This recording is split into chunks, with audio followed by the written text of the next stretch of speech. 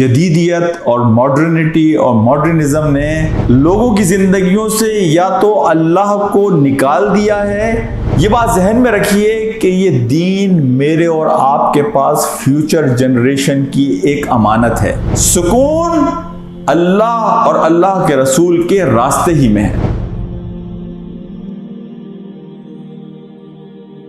मेरे इंतहाई काबिल एहतराम भाइयों, दोस्तों, साथियों और मेरी बहनों, आज मैं एक बहुत हसास मौजू पर आपसे गुफ्तगू करना चाहता हूँ। यह अब हमारा रोज़मर्रा का मुशाहिदा होता जा रहा है कि दीन से हमारा ताल्लुक़, दीन की तरफ हमारा झुकाव और दीन की तरफ रग़बत मैं बिलुमूम ये बात महसूस करता हूँ कि दिन ब दिन कमी आती जा रही है। जदीदियत, मॉडर्निटी, मॉडर्निज्म, इसके जो मसाइल हैं, इन मसाइल में सबसे पहली चीज़ तो ये है कि इस जदीदियत और मॉडर्निटी और मॉडर्निज्म ने लोगों की ज़िंदगियों से या तो अल्लाह को निकाल दिया है या अल्लाह को बिल्कुल गैर मुताल्लिक़, इनएफेक्टिव कर दिया है दीन के रोल को। इससे मुस्तस्ना बदकिस्मती से मुसलमान भी नहीं हैं, और ख़ास तौर पर वो मुसलमान के जो अक़लियत के तौर पर यूरोपियन कंट्रीज़ में या नॉर्थ अमेरिका में या बाकी साउथ अमेरिका वगैरह में रह रहे हैं। तो ये बड़ी तशवीश की बात है। लिहाजा आज मैं मुख्तसर गुफ्तगू में कुछ अहम चीज़ों को आपके सामने रखूँगा कि जिन्हें करने के नतीजे में हम अपने दीन को अपने से मुताल्लिक़ और इफ़ेक्टिव, मौसर रख सकते हैं। देखें, जदीदियत की वजह से दीन इर्रेलेवेंट, गैर मुताल्लिक़ हो गया और गैर मौसर, इनइफेक्टिव हो गया बिलुमूम लोगों की ज़िंदगियों में।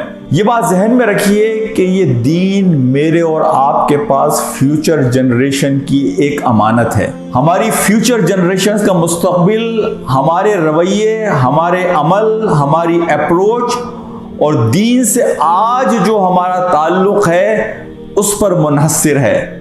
लिहाजा ये बड़ी अहम जिम्मेदारी है कि जो हमें पूरी करनी है। मेरे भाइयों, दोस्तों और साथियों, आप इस बात का अंदाज़ा लगाइए कि दुनिया की 3 बड़ी civilisations, Greek civilisation, Chinese civilisation और हिंदू सिविलाइजेशन, ये इस्लाम से भी ज़्यादा बड़ी सिविलाइजेशंस थी।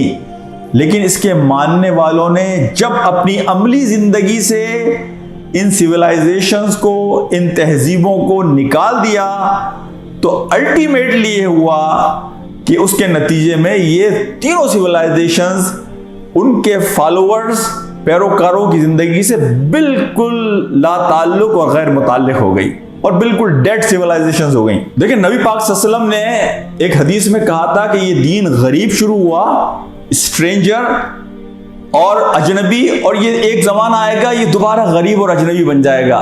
बखुदा आज वो ज़माना हम अपनी आंखों से भी देखते हैं कि आज दीन पर गुफ्तगू करना एक गरीब बन गया, अजनबी बन गया, स्ट्रेंजर बन गया। आज किसी से हया की बात करें, सूद के बगैर कारोबार की बात करें, सेग्रीगेशन की बात करें, घर में वो माहौल पैदा करने की बात करें कि जो दीन तकाजा करता है, लोगों को मस्जिदों में आने की दावत दें, अपने कारोबार को दीन के मुताबिक चलाने की हिदायत करें कि ईमानदारी से काम करो, रिश्वत लेना हराम है। लोगों को कहा जाए कि तुम्हें अल्लाह और अल्लाह के रसूल के बताए हुए उसूलों के मुताबिक ज़िंदगी गुजारनी है। तो आज लोग आपकी तरफ हैरानी से देखते हैं कि कौन सी दुनिया के लोग हैं, ये हया की बात करते हैं। कैसे मुमकिन है कि औरत हया के साथ वो सारे काम कर सके जो आज की दुनिया तकाजा करती है?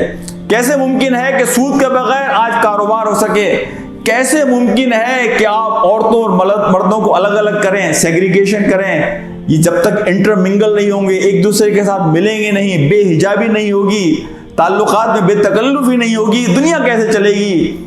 मेरे भाइयों, दोस्तों और मेरे अजीज़ों और साथियों, मैं आपसे ये कहता हूँ कि बखुदा अगर आप दुनिया में सुकून चाहते हैं और तरक्की चाहते हैं तो आपके लिए सुकून और तरक्की अल्लाह और अल्लाह के रसूल के बताए हुए रास्ते में ही है। दुनिया की हर मखलूक सुकून में है आज सिवाय इंसान के, और उसकी वजह यह है कि इंसान ने उस रास्ते को छोड़ दिया जिस रास्ते पर चलने के लिए अल्लाह और अल्लाह के रसूल ने उसको हिदायत दी थी।